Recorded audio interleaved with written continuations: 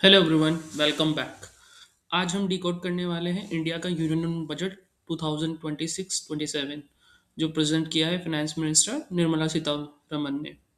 इस वीडियो में मैं आपको क्लियरली समझाऊंगा ये बजट आपके लिए गुड है या बैड है, डिपेंडिंग अपॉन आप मिडिल क्लास हो, इन्वेस्टर हो, बिजनेसमैन हो या फार्मर हो। वी विल डिस्कस क्या क्या चेंज हुआ है, किन के लिए ये बजट बेनिफिशियल रहेगा और किन के लिए नहीं रहेगा, और क्या ये बजट इंडिया को $5 ट्रिलियन इकोनॉमी बनाने में हेल्प करेगा या नहीं। इसलिए इस वीडियो को एंड तक जरूर देखना क्योंकि बजट डायरेक्टली इम्पैक्ट करता है आपकी salary, investment, business and future opportunities को। This is financial lens, finance explain from a banker's desk. Let's discuss budget big picture. Government ने बजट 2026 को पोजिशन किया है एक ग्रोथ विद डिसिप्लिन बजट के रूप में। इस साल का टोटल एक्सपेंडिचर आउटले रखा है 48.3 लाख करोड़ रुपीस का। इंडिया का नॉमिनल जीडीपी फाइनेंशियल ईयर 27 में 331 लाख करोड़ रुपीस के आसपास प्रोजेक्ट किया गया है, और रियल जीडीपी अराउंड 6.8 टू 7.2 के बीच में रहने की एक्सपेक्टेशन है। फाइनेंस मिनिस्टर ने क्लियरली तीन मेजर पिलर्स पे फोकस किया है: infrastructure led growth, technology driven competence, physical discipline with capital investment. ये इसलिए इंपॉर्टेंट है क्योंकि आज इंडिया ग्लोबल जीडीपी में सिर्फ 3.5% कंट्रीब्यूट करता है, और गवर्नमेंट का टारगेट है इसे 2030 तक 5% से ऊपर ले जाना। Physical health. अब बात करते हैं सबसे इंपॉर्टेंट मैक्रो नंबर की, फिजिकल हेल्थ। फाइनेंशियल ईयर 27 के लिए फिजिकल डेफिशिएट टारगेट सेट किया है जीडीपी का 4.3%, जो लास्ट ईयर के 4.4 से बेटर है। इसका मतलब गवर्नमेंट धीरे धीरे बोरोइंग कम कर रही है, लेकिन डेवलपमेंट स्पेंडिंग कंटिन्यू रखी जा रही है। टोटल गवर्नमेंट बोरोइंग एस्टिमेट किया गया है around 15.6 lakh crore rupees. Net tax revenue financial year 27 के लिए प्रोजेक्ट है 28.7 लाख करोड़ रुपीस, और total receipts including non tax income cross कर सकती है अराउंड 36.5 लाख करोड़ रुपीस। अब सवाल यह है आपके लिए इम्पोर्टेंट क्यों है?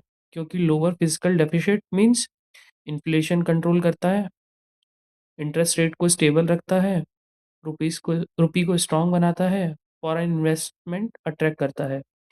ये सब मिलाकर एक सिग्नल देता है मैक्रो इकोनॉमी स्टेबिलिटी का।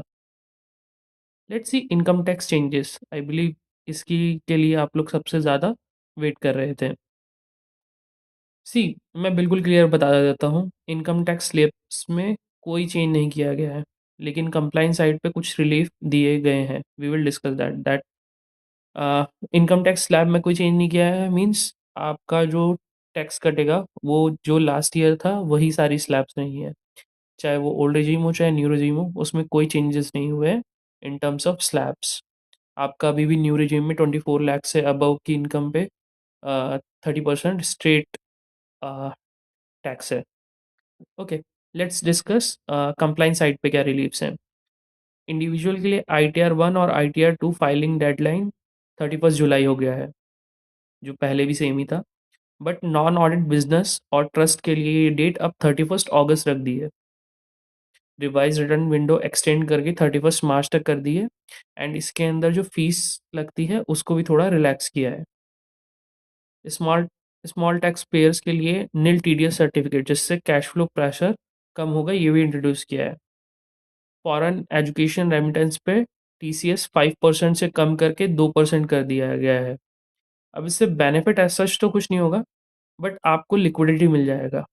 फॉर एग्जांपल, अगर कोई पेरेंट अब्रॉड एजुकेशन के लिए अपने बच्चे को भेज रहा है 10 लाख रुपए, तो पहले TCS लगता था 50,000, अब लगेगा 20,000, मतलब 30,000 का लिक्विडिटी बेनिफिट हो जाएगा। Let's say stock market changes. Although income tax slabs में कुछ चेंज नहीं किया गया है, but on the other side trading side पे एक बहुत इंपॉर्टेंट चेंज हुआ है। STT बढ़ा दिया है। फ्यूचर के अंदर जहाँ पे 0.02% लगता था उसे अब 0.05% कर दिया है, एंड ऑप्शंस में 0.1% लगता था, अब उसका 0.15% कर दिया है। एंड इसका पर्पस है स्पेकुलेटिव ट्रेडिंग को कंट्रोल करना। और एक मेजर अपडेट और है, शेयर बाईबैक अब कैपिटल गेन्स के अंदर टैक्स होंगे, ना कि अदर इनकम के अंडर। तो समरी सिंपल है, सैलरी क्लास को स्टेबिलिटी मिली है, बिकॉज उन्होंने कुछ कुछ कंप्लायंस चीज़ों को सिंप्लीफाई करने का ट्राई किया है, बट टैक्स कुछ भी कट नहीं किया है, और ट्रेडर्स के लिए ट्रांजैक्शन कॉस्ट बढ़ गया है। तो it's not a ideal budget for middle class at least. Okay, let's see manufacturing push. अब बात करते हैं इंडिया के इंडस्ट्रियल का क्या फ्यूचर है। सबसे बड़ा अनाउंसमेंट हुआ है India semiconductor mission 2.0, 40,000 crore funding के साथ। आज इंडिया हर साल $24 बिलियन वर्थ सेमीकंडक्टर इंपोर्ट करता है। गवर्नमेंट का गोल है इंपोर्ट डिपेंडेंसी कम करना, domestic chips banana and packing और सप्लाई इकोसिस्टम डेवलप करना। और सेमीकंडक्टर आज की डिजिटल दुनिया में सबसे इम्पॉर्टेंट चीज़ है। Next is tech and cloud sector. एक और पावरफुल अनाउंसमेंट हुआ है। क्लाउड और डेटा सेंटर कंपनीज को 2047 तक टैक्स हॉलिडे पीरियड दिया गया है। ये इसलिए ह्यूज है क्योंकि इंडिया का डेटा कंजम्पशन ग्रो कर रहा है 25% CAGR से, और क्लाउड मार्केट 2030 तक $35 बिलियन क्रॉस कर सकता है। साथ ही कस्टम ड्यूटी एग्जम्पशन भी मिली है इंडस्ट्रीज़ के लिए, जैसे एयरक्राफ्ट मैन्युफैक्चरिंग पार्ट्स पे, लिथियम बैटरी रॉ मटेरियल्स पे, इलेक्ट्रॉनिक मैन्युफैक्चरिंग इनपुट्स पे। इससे इंडिया की एक्सपोर्ट कॉम्पिटिटिवनेस और मैन्युफैक्चरिंग स्ट्रेंथ दोनों इंप्रूव होगी। Let's see MSME boost and women entrepreneurs के लिए क्या आया है।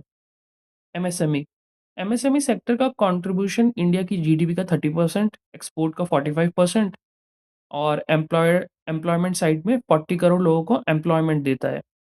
इस बजट में अनाउंस हुआ है 10,000 crore rupees M 10,000 crore rupees MSME growth fund के लिए, जो प्रोवाइड करेगा credit guarantees, equity support, technology upgrade funding. साथ ही वुमेन लेड बिजनेसेस के लिए शी मार्ट लॉन्च होंगे। आज इंडिया में फीमेल वर्कफोर्स पार्टिसिपेशन सिर्फ 37% है, जो ग्लोबल स्टैंडर्ड से काफ़ी कम है। ये इनिशिएटिव वुमेन एंटरप्रेन्योरशिप को बूस्ट करेगा। Next is agriculture agriculture sector India के ऑलमोस्ट 45% वर्कफोर्स को एम्प्लॉय करता है। इस बजट में लॉन्च हुआ है Bharat Vistaar AI agriculture platform, जो फार्मर्स को प्रोवाइड करेगा weather based crop guidance, fertilizer optimization, market price prediction, multilanguage advisory services. India हर साल लगभग 92,000 करोड़ का पोस्ट हार्वेस्ट लॉस फेस करता है। टेक्नोलॉजी इंटरवेंशन से फार्मर्स इनकम 15 to 20% इम्प्रूव हो सकता है। इंफ्रास्ट्रक्चर एंड कैपिटल एक्सपेंडिचर, ये बजट 2026 का हार्ट है। इंफ्रास्ट्रक्चर किसी भी इकोनॉमी का ग्रोथ इंजन होता है। कैपिटल एक्सपेंडिचर अलोकेशन पहुंच गया है रिकॉर्ड लेवल पर, दैट इज 12.2 लाख करोड़। यह है प्री कोविड लेवल से 2.7x ज़्यादा, और जीडीपी का लगभग 3.4%, which is a very good for us, because जैसे जैसे इंफ्रास्ट्रक्चर इंप्रूव होगा, हमारा लिविंग स्टैंडर्ड भी इंप्रूव होगा, एंड एफडीआई इन्वेस्टमेंट्स वगैरह भी बहुत आएंगे। रेल एंड कनेक्टिविटी, कुछ मेजर प्रोडक्ट्स भी लॉन्च हुए हैं रेलवे के लिए। First is 7 high speed rail corridors, industrial freight corridors, port modernisation, rare earth mineral corridors. Infrastructure का मल्टीप्लायर इफेक्ट होता है 2.5x। मतलब गवर्नमेंट अगर 1 रुपये खर्च करती है, तो इकोनॉमी में आउटपुट जनरेट होता है 2.5 रुपीज़ का। इससे जॉब, सीमेंट, स्टील, लॉजिस्टिक्स और रियल एस्टेट सबको बूस्ट मिलता है। Education, skill and human capital, India दुनिया का सबसे यंग नेशन है। 65% पॉपुलेशन 35 से कम एज की है। बजट में अनाउंस हुआ है AVGC सेक्टर पुश, 2030 तक 20 लाख नई न्यू जॉब्स। हर डिस्ट्रिक्ट में girls hostel, that is like covering 700+ districts. 15 heritage sites पर tourism development. Health care allocation भी 9.5% इंक्रीज हुआ है, और उसका फोकस है digital health and district hospitals पे। Now let's see one more important point about market या फिर इन्वेस्टर आउटलुक। बजट के बाद मार्केट रिएक्शन बहुत ही नेगेटिव रहा है। Specially like if you will talk about Sensex and Nifty, वो दोनों ही नेगेटिव हुए थे बिकॉज जो एस टी टी इंक्रीज हुआ है उसकी वजह से। But there are few positive sectors जो सेक्टर स्पेसिफिक शेयर्स के अंदर पॉजिटिवनेस दिखाई है। First is infrastructure, second is semiconductor, and negative triggers हैं एस टी टी हाइक होना and no capital gain relief. People were thinking कि यहाँ पे एल टी सी जी के अंदर थोड़ा सा रिलीफ मिलेगा, बट वैसा कुछ हुआ नहीं। Even I was also thinking कि कैपिटल गेन को ये लोग थोड़ा सा रिलैक्स करेंगे, बट हुआ नहीं।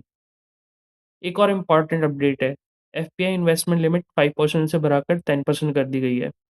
इंडिया ऑलरेडी रिसीव करता है around $70 billion F D I annually, और गवर्नमेंट का टारगेट है 2028 तक $100 बिलियन क्रॉस करना। Let's see who are the winners and losers from this budget. Budget के जो मेजर विनर्स हैं वो है infrastructure, MSME, tech and chips, tourism, agri tech. And जो लूजर्स हैं वो हैं active traders because of S T T, salary class क्योंकि हम एक्सपेक्ट कर रहे थे कि स्लैब कट होगा, and short term consumption stocks. Budget 2026 unhealthy और पॉल्यूटिंग प्रोडक्ट्स को महंगा बनाता है, जैसे सिगरेट, डीजल व्हीकल और एसयूवीज, और मेडिसिन, बैटरीज और ईवीज को सस्ता बना देता है। हेल्थ केयर और क्लीन एनर्जी को प्रमोट करने के लिए। ये रैंडम नहीं है, ये इकोनॉमिक बिहेवियर शेपिंग पॉलिसी है। गवर्नमेंट रिस्की कंजम्पशन को टैक्स कर रही है और सस्टेनेबल ग्रोथ को रिवॉर्ड कर रही है। See what is the final verdict for this budget. Budget 2026 एक long term structural growth budget है। ये शॉर्ट टर्म पॉपुलैरिटी सेक्रीफाइस करता है ताकि इंफ्रास्ट्रक्चर बैकबोन स्ट्रॉन्ग हो, टेक्नोलॉजी मिले, एक्सपोर्ट कॉम्पिटिटिवनेस बढ़े, एंड फिजिकल स्टेबिलिटी आए। ये इमोशनल बजट नहीं है, ये एक स्ट्रैटेजिक इकोनॉमिक रोड मैप है। सो आप लोग आपका जो भी फाइनेंशियल प्लानिंग है उसी अकॉर्डिंग करें। अगर ये ब्रेकडाउन आपको हेल्पफुल लगा है तो प्लीज़ लाइक करो, सब्सक्राइब करो एंड शेयर करो। कमेंट्स में बताओ बजट 2026 आपको कैसा लगा, एंड लेट्स डिस्कस। तब तक stay inform, stay invested and think smart. Thank you so much for listening me.